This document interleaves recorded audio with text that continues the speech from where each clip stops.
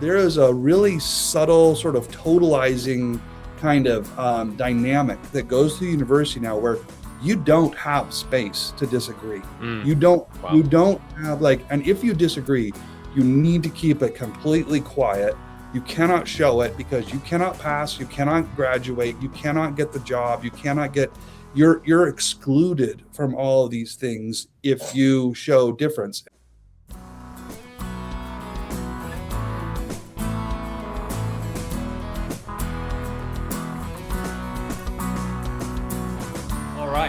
Hey everybody, welcome to Contra Talk. My name is Richard and I've got a guest today, Dr. Ben Merkle. He's president of New St. Andrews College in Idaho. He's a husband, he's a father, went to Oxford, and we're going to talk about education, Christianity just in general, and how to interact with the world, and a bunch of other fun things. So welcome to the show, Ben Merkle. Yeah, thanks very much for having me. Yeah, absolutely. Thanks for being here. First of all, why don't you just give a little bit, kind of introduce yourself. I'm sure some people know who you are. Some people probably don't. Who are you, and why are you in Moscow, Idaho? Yeah, okay. So I'm currently serving as a president of New St. Andrews College in Moscow, Idaho. I've been president for 6 years, but I started teaching here, I think, around 99. So I've been here for a while. I also am a pastor. I preach at our downtown service and been an elder of our church for a number of years as well. I'm my wife, Becca, and I have 5 kids, 4 of whom are actually currently students at NSA. 1 is a grad student, 3 is undergrad students, and then we got 1 more at Logos where my wife's a teacher. Okay. My probably interesting fact. So Doug Wilson is my father-in-law. My wife is his oldest daughter, and it's a little bit of why I'm here and how I got here. I'm born and raised in Boise. Came up to the University of Idaho. So Moscow is the home of the University of Idaho. I came here in '91. I was reservist in the Marine Corps, driving tanks on the weekends and going to college during the weeks. Actually, my degree was chemistry with education degree with a chemistry major. And the reason I was chemistry was because I thought all real knowledge was numbers, and liberal arts was for people who were just making things up. And so I was definitely math science guy. And part of that is there's a little bit of my sort of faith story in that as well. I came up here as a evangelical kid, but kind of typical evangelical kid away at college where I wasn't living as faithfully to what I knew to be the truth when I got here. And then through a campus crusade Bible study, became very convicted of my need to live faithfully. And probably the leading sin that I needed to mortify was that I was just a really, really lazy person, and I was failing all of my classes. And chemistry was the class that was most kicking my rear. So I decided that if I really wanted to be a godly man, I had to start actually studying and doing well. So I was giving myself to basically every single chemistry class I could find. And before I knew it, I was a chemistry major, but I really wanted to go into ministry. So I did chemistry education because every pastor I knew was also a teacher. So I got my chemistry education degree, and anyhow, so I ended up with this chemistry education degree, but I really went into ministry. I started as a campus evangelist up at the University of Idaho, and began pastoral ministry and whatnot. But it was while I was doing that ministry that I kind of rediscovered the liberal arts and understood that they actually had profound potential for unlocking the heart and the mind. And basically the sort of shortened version of that story is I, as an evangelist, was finding that in my teaching and working through the college, I was having more ability to access the hearts and souls of the students than I was in a lot of my evangelistic ministry. And And it was really in the world of liberal arts that started to happen. I got a master's in English Lit at the University of Idaho at that time, and then decided I really wanted to be a full-time teacher rather than a pastor, and so did the master's degree at Oxford in Jewish Studies and then a doctorate there as well. Came back and still bounced between being a teacher and a pastor, and I guess I still do that now, but I'm more administration at the college. Okay. No, that's great. So you went to Oxford, like the Oxford. You didn't go to like some knockoff version of Oxford, right? Like, so like a Christian can actually go to Oxford and actually do well and achieve. I mean, Oxford's like one of the biggest schools like in the world. I mean, it's like the most renowned. It's like 1,000 years old. Like it's amazing. Yeah, it's a surreal experience, that's for sure. And you can be a little bit lonely as a Christian, but there is a pretty vibrant evangelical community there. Actually, my Hebrew teacher at Oxford that first year is now directly across the hall from me here. We hired him. Oh, cool. Oh, nice. Wow.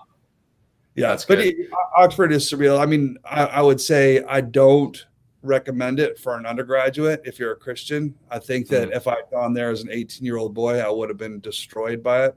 But I went there as already an elder in my church, a married man with 5 kids.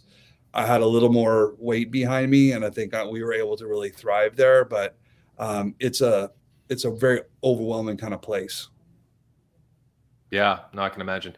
Yeah, I in seminary there's an undergraduate at Southern Boys College, and I assisted a guy for a few years who also went to Oxford, and he kind of the same experience. I think he had three or four children when they were there too. So no, that's good. So you said you've been the president for 6 years, and you also serve in one of the campuses at Christ Church there in Moscow. Is that right? Okay. Mm-hmm. Now, how many campuses are there? I thought there was just one. There's 2 locations, but 4 services. So there's 2 services at each location. And I preached the first service of our downtown location. Oh, okay.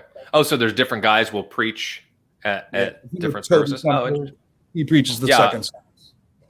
Okay. Wow. Well, that's cool. I didn't know you guys did that. That's great. So secondly, just regarding education, obviously, we're told by the world we're supposed to do it. You know, some people want college education for free, right? Some people want to take out massive loans and they expect a big job coming out and they don't get it. And then they get mad, or, you know, they go move back with mom and dad. But not all jobs require a college education, right? You'd be a mechanic or even, you know, anything, right? You can artist, all sorts of different things. What would you say to someone, or just people in general, people watching maybe who have children who are, you know, 10, 12, 14, or maybe somebody who's thinking about college themselves? Is just kind of a carte blanche, everybody should go to college, or you should go to a Christian college, or kind of flesh that out a little bit? Is it better to go to like a secular college maybe for undergrad and really get your feet wet and get your teeth in the game, and then maybe do some seminary or master's level stuff at a different place? What do you think about that? Well, so I'm always really reluctant to draw these kind of like across the board, here's what everybody ought to do, because, you know, as I encounter people and you start hearing their specific story, you just think, okay, there's just not a one size fits all solution. Sure. I do think that the college industry has really over leveraged its worth, or what the return on the degree is. So over the last 50 to 70 years, we've had a fairly massive transformation in our understanding of what is the purpose of education. Education used to be a much more well-rounded formation of the person, equipping them for vocation, but also equipping them for civil service, equipping them to be leaders in their church, and to be able to serve within their family, and also just equipping them to be good people in general. All of that has been supplanted by this one notion that the purpose of a college degree is really to get you a job. So we renamed all of our college degrees to make it sound like if you want that job, you get this degree, and this degree gets you that job. And it's a really just blinkered way of thinking. And once you get into the industry, you realize it's just not true. You really don't need that piece of paper to get this job. Being a good employee is far more than just having that certification. Colleges on their end, I think they like to sell that idea, because if I can say this degree gets you that job, then what I can do is I can take the projected salary of that job and I can come back and describe that as the ROI, the return on investment for your tuition price, which we're going to take out massive student loans in order to do. So the only reason I can make you feel like it's responsible for you to go into an obscene amount of debt is to tell you, oh, but that debt will make sense because you're going to get this ROI because you'll get this salary. The truth is, you just can't link those things that easily, at least in most instances. So all that is to say, no, I don't think a college degree is the assumed next step for every kid coming out of high school. I think it's a very, very useful thing, but I think you have to get a lot more particular on what it is that you want to make sure that you're making a smart decision. And I do think that there are a lot of kids who really should not go to college. It's not the thing they need. They need to go out and get their hands dirty and get straight to work. And I think that, and I know that people are kind of surprised that, like, you're a college president, you shouldn't tell people they don't need to go to college. But I really mean it as there's a purge that we need to do within college, because we've gotten very off mission, and the previous mission was such a better mission. Like, when we're giving the kind of education that digs down into the soul and really equips this person to be a better person for life in jobs, but also in a whole host of other areas, that is a sweet spot that we do really, really well at, and we're equipped to be excellent at. We can really deliver a fantastic product. When we're about vocational certification, more often than not, college professors are not that well equipped to get you ready for the industry. When you go, I mean, everybody knows that your first day on the job is when you started learning how to do the job that you've been employed to do, and that most of what they taught you in college did not apply and was taught by people who are so out of connection to the industry that they don't know what they're talking about. I know a lot of guys in computer engineering departments who will say, look, I would rather train the guy to program for me than get a computer science major, because those guys, I have to like deprogram them and then start. Whereas other guys, I can teach them the right way. I hear that again and again. And so I think we're better off as a school focusing more on these sort of core skills of critical thinking, self-motivation, being responsible, being creative, being able to work independently, being able to work on a team, being able to digest large amounts of information, being a persuasive and clear communicator, and then let the industry shape them in the particular skills that they need for that job. Whereas we're focusing on these core things that I think are well delivered by the kind of liberal arts education that we give. No, that's good. And let me go back on that a little bit. You said, should they go to a Christian college? Should they go to secular college? That's a really tough question. I'd say, honestly, about 2/3 of our Christian colleges, and that's probably a really generous fraction, but probably about 2/3 of them are almost indistinguishable from the secular colleges, maybe even more dangerous than the secular colleges.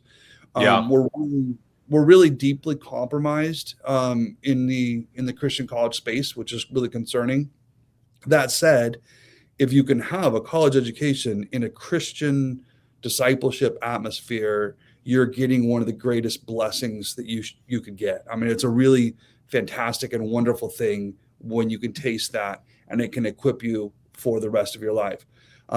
Some people, I think that's what we regularly deliver at New St. Andrews, but I know lots of people who find what I just described in the midst of a secular university and a really great church. You've got this cadre of believers that are supporting you, and you go to battle every day. I know that a lot of students do well. However, I would say if you look at the attrition rate of kids going off to college, in general, it's pretty catastrophic.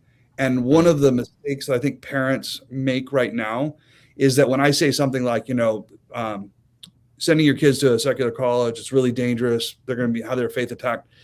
Parents hear that and they interpret what I say in light of what they experienced back when they were college students. So parents today are the parents that are the same people I went to school with, in the early 90s. And we all had our faith attacked, like I remember what that was like and how good that was for me, and the cadre of believers that I had around me and how shaping that was. And so parents hear what I'm saying, and then they say, oh, but I know what you're talking about. I went through it, and that was actually good for me. I want my kids to experience that. The big warning is the college campus of today is not the college campus of the 90s. It is the hostility to the faith is of a completely different level, and the attack is at a completely different level. The casualty rate is so much higher right now, and I think we underestimate it. So I'm not trying to give a one size fits all kind of answer. I do understand that there are some kids where that's just the thing that's before them, or maybe they need the kind of degree. Like, let's say if you want to go into engineering or nursing, you really do need a very specific vocational certification.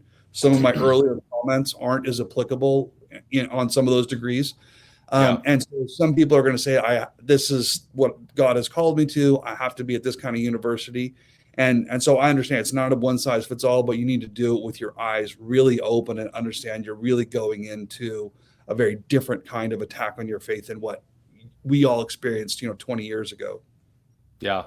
Yeah. I've often said that. I mean, we homeschool, and mostly my wife. But, we're from California originally, and, went to graduate high school in 2001. And so all through the 90s, and it was a small townish California, at least for me. My wife was in Southern California, but that was radically different than our parents 30 years earlier in high school, and then 30 years before that. And so, and now, now we're finally kind of seeing parents wake up with like, wait, you're teaching my children what? You're talking about people, white people being racist without actually being racist, or you're looking at people based on the color of their skin and making distinctions, and you're teaching a boy can be a girl, and all this like crazy stuff to like not high school or college, but like 6-year-olds. And it just finally people are starting to realize. I feel like we're 20 years too late in one sense, but better late than never, I suppose. But college, I'm sure, is just as bad in other areas. I mean, I went to a secular college, although I wasn't a believer at the time. I came to faith right out of college, so I didn't struggle with it as much. But I can only imagine how radically different that college is even now. And a lot of it is like, so you've got the tenets that are being pushed on us, critical race theory, or understanding of marriage, or understanding of gender. So you've got the content that is being pushed, but that's not even the most. That's not even the biggest change. I think the biggest change is the way. When I was a student, there was they would say something that was ridiculous, and as a Christian, I would feel like I need to stand up for the faith, and I would push back against it, and it would. There's kind of a moment where the room goes quiet. They realize that you just argued with the professor and everything, but at that time, it took some courage, but there was space to do that. Like I could still graduate. I could still pass the class. I could still hold a job. I could still get the positions that I wanted. I might not have as many friends. I might not go to the parties, but I could hold what I held and be in the university. There is a really subtle sort of totalizing kind of dynamic that goes through university now, where you don't have space to disagree. You don't have and if you disagree, you need to keep it completely quiet. You cannot show it, because you cannot pass, you cannot graduate, you cannot get the job, you're excluded from all of these things if you show difference. And so one of the things the image that conjure up a lot of times when I think about the way the university is working right now, and is you imagine like there's this kind of whirring machine, and the whirring machine is sort of like human society, and in particular it's the economy, And parents now think that their job is to take their child and give them the kind of education that sort of sculpts them into the perfect gear. And then if they offer that gear to the machine, and if they've done the right things with the education, got them the right kind of job, right kind of degree and whatnot, internships and everything, and they hand it to the machine, if they've done it well, the machine will accept the gear, and then the gear gets to whir within the machine and everything runs swimmingly. But if they've done it wrong and they get them like a degree in, say, philosophy or something like that, and they hand it to the machine, then the machine shoots it out, and you have to be a barista for life. You'll never be accepted. You'll never be whatever. Yeah. Well, we've done that with vocations and with degrees, but what the university has done is attached to that also all the right political ideologies. So you need to have the right degree, but you also need to make sure that you have a trans, pin, and you need to have, a BLM pin, and you need to be wearing your mask at all times and in all places. And, there are all these like sort of badges of ideology that you also have to adopt. And they've attached those to you being accepted by the machine. And, I think that as Christians, we really need to learn to not give a rip about the machine. And it's not that we don't want to get a job. I want to work. I want my kids to be trained to work and to be employed and to be really faithful laborers, but I want them to be laborers for God's approval and not for this machine's approval. Mm-hmm. Yeah, that's good. Wow. Yeah, that's good. I mean, and that really is kind of almost it's an egalitarian sort of mechanism, right? Just everybody's the same, and we see this playing out with transgender stuff where, boys can be girls, girls can be boys, or any other flavor of 72 or whatever genders there are, supposedly. That's good. So then I guess one thing regarding Christian education then, because I agree, I think a lot of Christian colleges can be just as dangerous because you go in, seminaries as well.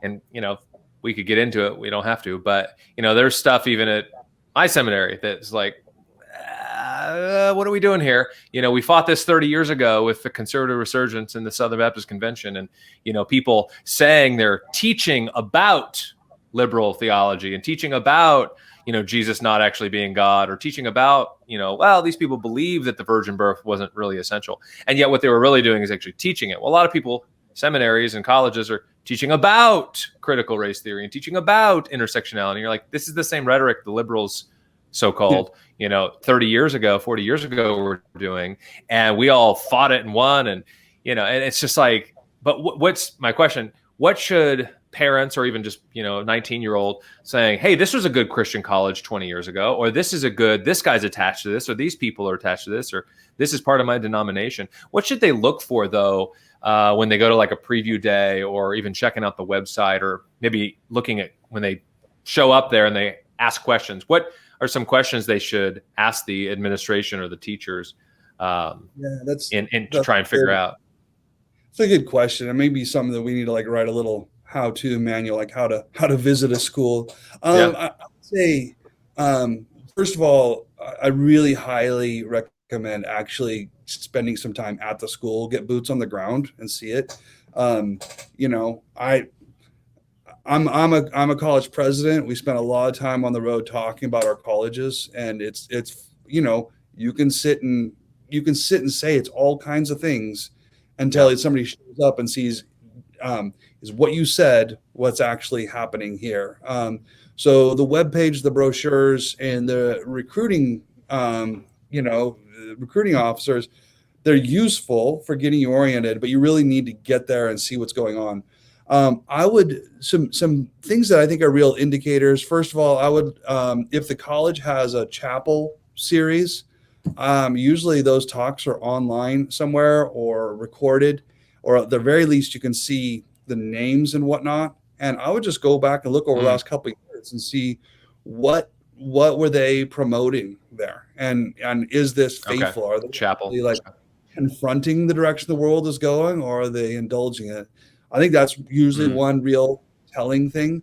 I would say the other would be, I would want to talk to students not just faculty and administration, but I would actually want to talk to students and ask them if if a student, let's say a student comes out and announces they're transgender or something like that.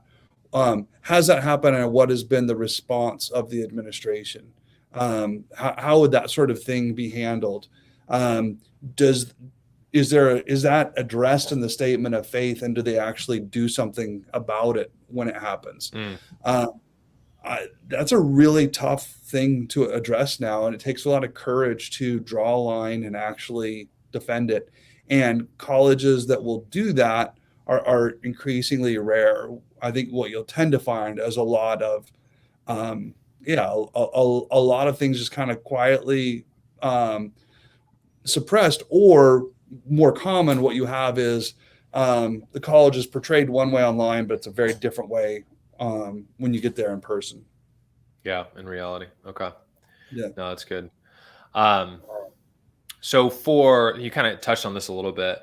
What are, besides, I don't know, I was looking at like maybe the last 100 years or even 50, but you kind of touched on it a bit, but maybe flesh it out a little more.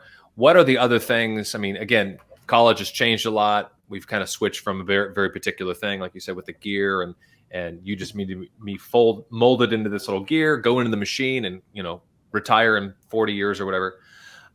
What are some other things that our great grandparents, who had gone to college, what did they experience then, and what is lacking now, and in kind of the contrast between those two things, both either Christian college or just even the university in general?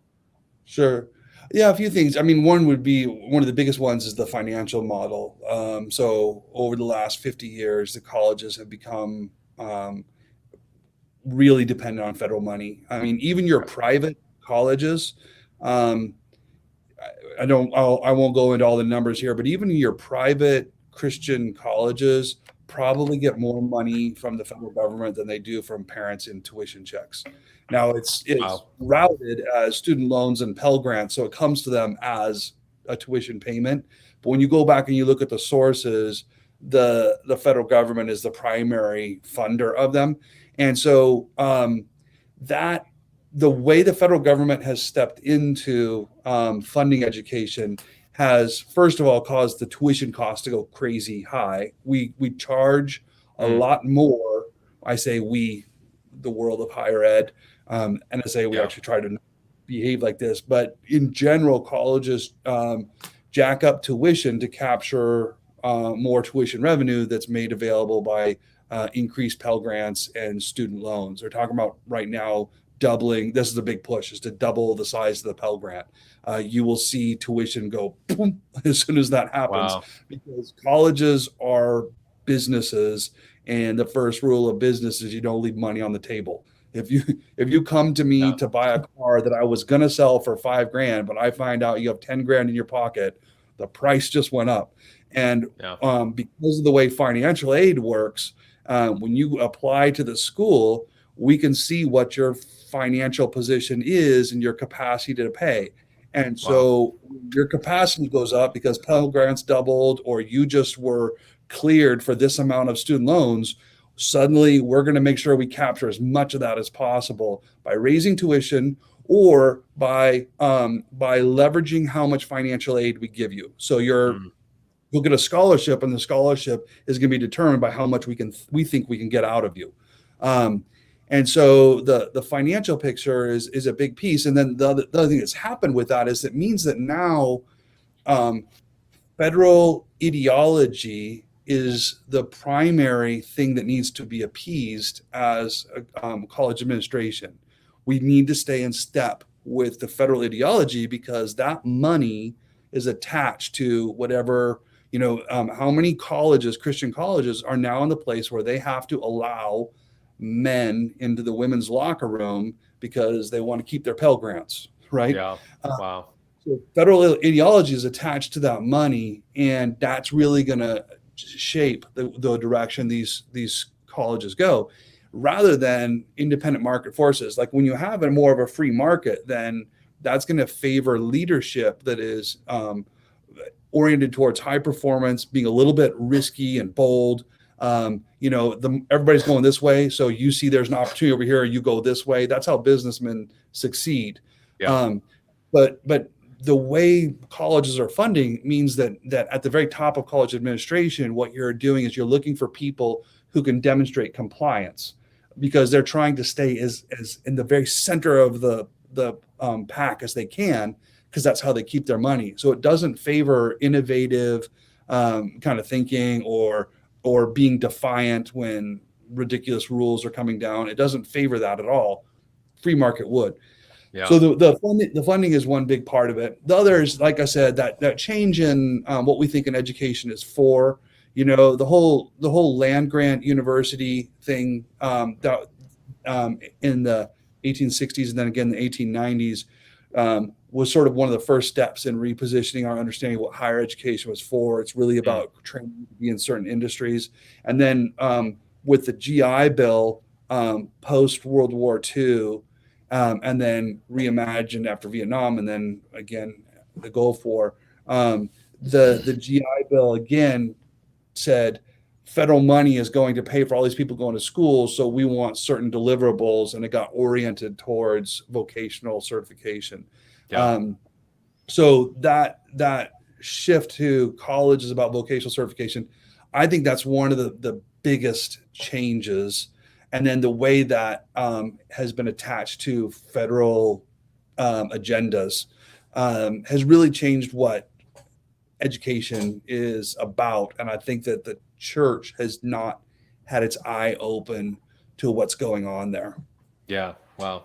So I guess that would be one thing then too, to look at from some schools who maybe don't take, Title IX or whatever, federal funding. I know there's some schools that Christian colleges and others. I know even Hillsdale, that's up in Michigan, not necessarily a Christian college, but I know they're a historic kind of American Christian kind of base. Yeah. But I don't think they take any federal funding money at all, which I think is a really good thing.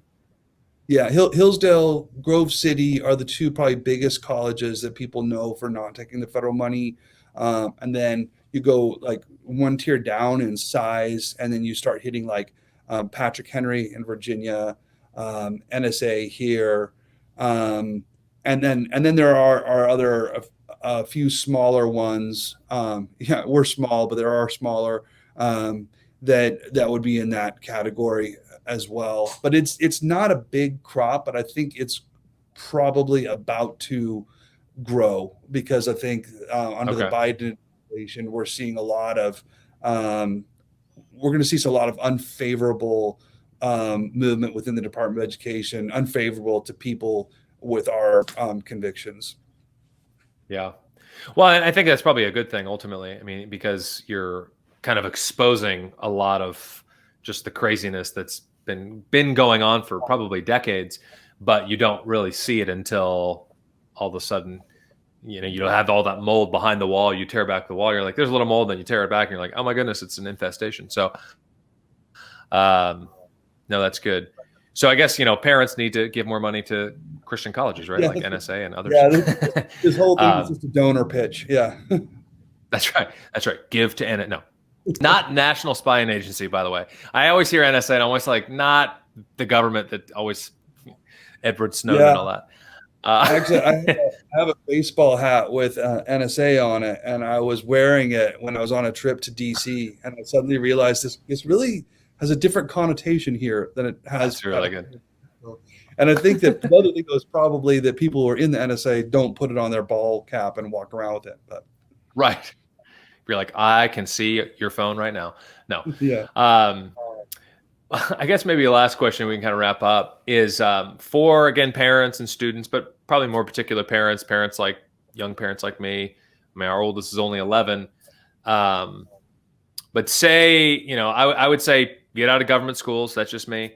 But say you can't or whatever, or say you're homeschooling, but you still, truthfully, homeschool, it's a struggle for us. And we don't really do much of a co-op because it just doesn't really exist. And it could be more rich. But of course there's finances with private school and so on. So say the parents that want to educate their children and want to do well, but they don't have like the blessing of a liberal arts undergrad or K through 12 sort of thing, kind of like Logos is. what can we do as parents, as mothers and fathers, to train our children, whether not just curriculum, but just in general, to kind of what, as a college president,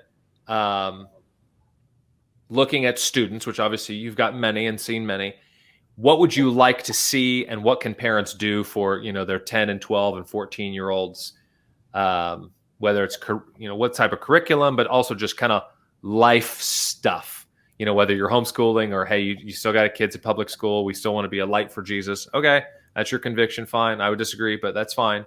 But we got to do more, right? We always can do more. What can we do? And what would you like to see for them to succeed at a place like NSA? Yeah. Okay. So first of all, again, that the fact that, like, I know that I'm speaking to people with just a whole variety of circumstances, and there are the occasional people who are in these really impossible situations where they don't have the access to the school that you really think they ought to be in or whatever. And I do think it's important that you know that the most important thing is love, that the law is love. And if you are loving, then you are doing what God is asking you to do. And there are some people where all other normal means of being able to raise their kids are stripped from them, but be obedient to love, and God is faithful. That said, I would say that far too often people are making excuses that they shouldn't make with regard to changing their kids on the education that they really ought to be giving them. We come up with a lot of reasons to not pull our kids out of the public schools that I think are more excuses than real legitimate reasons. And I can say that because I've started with a qualifier. I understand that there are the occasional, just really, you're in a difficult position, and I don't want to I don't want to heap condemnation on that person, because I know that God is faithful in those situations. If you're loving, God will bless it. But a lot of people, the reason they're not taking their kids out of the government school is because it would actually just cut into their entertainment budget. It would cut into their time. They would have to downsize their house. They would have to, they would have to make sacrifices that they're not ready to make in order to give the education they should. And I could just say that, like, it is, I just see that play out again and again. And it's just such a tragedy to see parents who do love God, but they've not made those sacrifices to raise their kids faithfully, and they raise kids who do not love God. They've put them through that public school, and in general, I think the American church is suffering because we as a church have not made the hard decisions. As you saw that trans video that came out not too long ago, they claim our children. They believe that the kids belong to them. And if you look at the track record through the public school system, it's true. We give our kids to them. And look at the political ideology of every single teacher at the school that you're sending your kids to be discipled by. And again, this is where that transformation in what we think education is really important, because we think education is supposedly just job training. So it's not a big deal if my kid goes and learns math from that person. Education is formative of the whole person, and they're being discipled to be a certain kind of person in that school. So it's just a really big deal. Until the church recovers education, we're going to keep losing ground. The Christian faith is a generational faith. The gospel, whenever it's preached, it's always for you and for your children. You're supposed to receive it, and then you're supposed to pass it on to your kids. And that requires hard work. Reading recently as an academic work about the doctrine of baptism in Calvin's Geneva. And one of the things that was noted was when you said amen at the baptism of that baby, what you were committing to as a congregation is that we're going to fund that kid's Christian education. And you were committing to more than that, but that was implicit in that amen was, we as a group are going to make sure that you're funded. So I would say sacrifice for your kids. If you don't have kids, figure out the local Christian school that is being faithful and give to them and support them. You want this to be passed on. If there are homeschooling parents that need assistance, support in their co-op, if you can volunteer to teach a class, that's just so important and informative. So I would say commit to that K-12 Christian education. And when people have worked on that, when I get kids who have been raised that way, what we're able to do with that, what we're able to build on that is so much more. The skills that we really need to see when kids come in are a big one is just being able to read. Can they write? Can they read? Can they write? Another one is, can they argue? And I don't mean just like, are they sharp, like with the rules of argument, but a lot of kids just get emotionally rattled when disagreement pops up. And that's not, that's our flesh. And we need to learn how to be the kind of people who are unthreatened by that. One of my favorite moments, remember at Oxford, was I was in this Hebrew class, and the guy who's teaching the class is the Oxford chair of Hebrew. I mean, it's an appointment that's been around since like Henry VIII. So it's a big deal that I'm in and he made some argument. I think it was about Psalm 23. He said something and I just disagreed with it. And I started to object to it. And then I realized, that's, don't do that to him. And I started to pull back, and I remember him leaning forward and going, "Oh, come on." Like this, like he really wanted me to argue. And that impulse, like, it's something that a really rigorous education pulls out of you. It makes you so you're unfazed by argument. But I think a lot of kids it's one of the things I like about the classical method is it trains argumentation and gets the kids comfortable with that, which I think, our safe space kind of snowflake education really dislikes that kind of argument, but I think it's really, really good to inculcate. And then for us, I mean, the biggest thing, the most important thing is that you've just taught them to love God. Like kids who come here, they love God, they love his world, they're interested, they're excited about everything that we're doing, and they're just fun to teach. But the kids who are here because this is just what they're supposed to do, they have to get a college degree, they've always answered with their pat religious answers, God, Jesus, Bible, and they just know to say the right thing. Those kids can't really learn that much, and they're no fun to teach. But teach them to just love God. It's just really, really one of the greatest sort of pedagogical strengths. Yeah, no, that's good. So reading, writing, don't get rattled when you're arguing, and love God. That's good. No, I mean, and it's so basic, but I mean, it's also at the same time revolutionary, because you have people who, say math is racist and boys can be girls and up is down and so on. So a lot of times going back to just standard, basic, traditional stuff is like, well, that's what we should have been doing all along, and somehow we got off the rails. Let's get back to it. So no, that's good. That's really, really helpful. Well, anything else you want to add? Any pitches or thoughts, or are you working on any writing right now, or projects you guys are doing at NSA, or we're working on, I'm working right now on a podcast we'll start where I'm going through great works with different faculty members. Cool. I'm about to shoot one on Herodotus with Chris Schlecht, and then a little bit of Mere Christianity with Doug Wilson. And so hopefully that'll be a podcast series that will come out, I think, on the Canon app is my guess. I'm not positive where it's going to go. Okay. Cool. But yeah, I've been doing my Herodotus reading all morning, and to be ready to not be stupid. Hopefully. I have never read, but I should. I'm sure. I hated reading as a kid, and now I love it. And now I feel like I'm always behind, because there's all these books that I've never read, and it's like I need to read these books at some point. But time will tell. So no, that's good. The Canon app, by the way, I've been using that for the last however many months. It's I would definitely tell that to anybody. I mean, you got to pay for it each month, but I think, what is it, $7 or $8? I mean, as much content on there as we can, a bunch of NSA stuff. I think it's a great platform for everybody. And I kind of suspect that we're not going to be welcome on other platforms for very much longer. So yeah, no, it's true. But that's okay. That happens. I remember Doug said something about, it was a few months ago, something about how he phrased it, because how he's just got such a poetic way to talk. But it was like, there'll be servers in the catacombs. It's just like, so we're hiding, but we've still got servers. So we're still producing content. You can still access it easily online. So it's definitely good. But no, I appreciate this conversation. Thank you for taking time out of your day and just talking about these issues. These are really, really good. So maybe we can talk again at some point and definitely keep up with NSA. Where can people find you, by the way? Well, just nsa.edu is the webpage. Actually, we're about to overhaul it right now. It's in need of a little bit of refreshing. Okay. I don't do much social media. I'm trying to be a better person. We'll see if I can start putting more out. But yeah.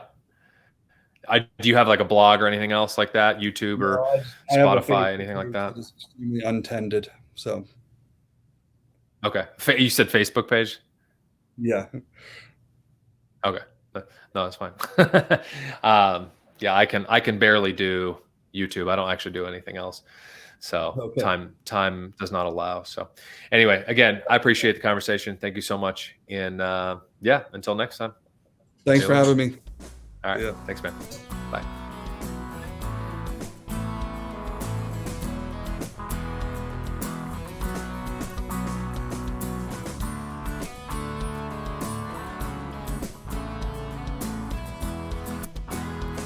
All right, I hope you enjoyed that talk with Dr. Merkle. He's very insightful, very humble man, and he's done a lot of work. He's not as prolific, as he said, on social media as some others, but he can be found there at New St. Andrews website, and he's also with Douglas Wilson and that church and those ministries that they do, so you can find him with interviews and blogs and podcasts and so on as well. So I'm sorry if it was not the best sound. I'm at the office and the internet here isn't always very good. So if you made it all the way to this point, I appreciate it.